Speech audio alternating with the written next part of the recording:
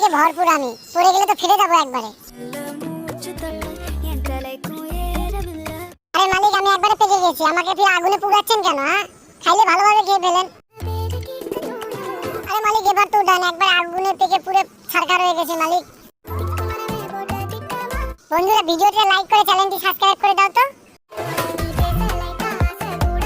বড়া বানাবেন নাকি অন্য কিছু বানাইতে যাচ্ছেন? আবার নারকেলটা কেন নিলেন? এই নারকেলের দুধ বের করে আপনি কি করতে চাচ্ছেন? হ্যাঁ, আপনার মাথায় কি ঘুরতেছে সব? হ্যাঁ,